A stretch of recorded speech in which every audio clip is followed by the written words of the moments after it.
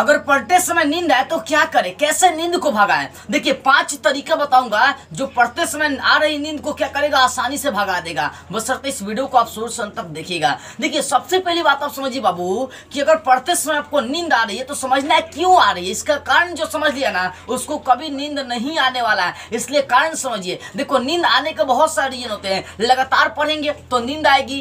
उसका दूसरे रीजन, यदि शरीर में कमजोरी है तो भी आपको नींद आएगी। तो लगातार नहीं पढ़ना है। दूसरा का शरीर में कमजोरी है तो खान पान पर ध्यान देना है। देखिएगा चलिए समझते हैं। अगर पढ़ते समय नींद आए तो सबसे पहला काम कि आप कुछ समय क्या करें, रेस्ट ले। कुछ समय मतलब मान लीजिए लगातार आप 2 घंटे पढ़ लिए, आपको नींद आ रही है तो इससे क्या होता है, दिमाग एकदम मतलब थका हुआ महसूस करने लगता है, जिसके कारण से आप पढ़ नहीं पाते हैं। इसलिए थोड़ा सा अपने दिमाग को क्या करें, रेस्ट दे, मतलब आराम करें। पढ़ाई से 10 मिनट 15 मिनट दूर रहे। हो सकता है मोबाइल चलाने का मन करता है मोबाइल चलाइए, गाना सुनने का मन करता है गाना सुनिए। और सबसे बढ़िया हो कि मोटिवेशनल वीडियो देखिए, मोटिवेशनल वीडियो सुनिए, क्योंकि ये सुनने के बाद आपके अंदर जोश आती है। ठीक है ना, यानी रेस्ट लेने का काम करें। दूसरा का पानी पिए, ठीक है ना। दूसरा का क्या करें, उसमें पानी पिए। पानी पीने से फिर आपका जो दिमाग होता है फ्रेश हो जाता है, ताजा हो जाता है। तीसरा काम, जब आपको नींद आए तो बाबू क्या करिए, एग्जाम पढ़ते समय बाबू अगर नींद आए तो तीसरा काम आपको करना है कि उठकर थोड़ा सा एक्सरसाइज करना है, दिमाग घुमा लेना है एकदम, 5-10 मिनट कोशिश करिए कि अपने शरीर को फिर से तरोताजा कर सके। ठीक है ना, एक्सरसाइज करिए।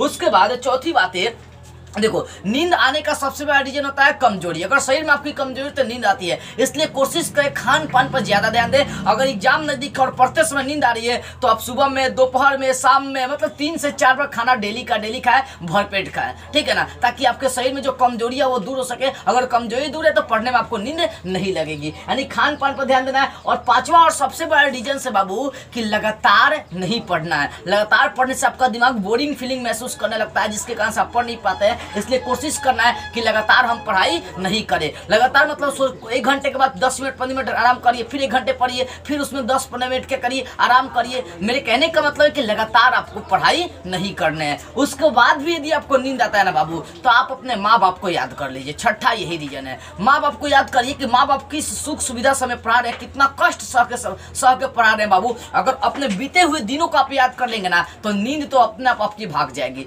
तो 5-6 कारण है और इन 5-6 चीजों को अपना लेंगे तो कभी पढ़ते समय आपको नींद नहीं आएगी। यदि आप इंपॉर्टेंट प्रश्नों का नोट्स लेना चाहते हैं या मुझसे बात करना चाहते हैं या कुछ पूछना चाहते हैं तो स्क्रीन पर मेरा व्हाट्सएप नंबर होगा, यहां से संपर्क कर सकते हैं। लेकिन ध्यान इस बात कर रहे हैं कि कॉल नहीं करना है, ओनली व्हाट्सएप पर मैसेज करना है। जय हिंद।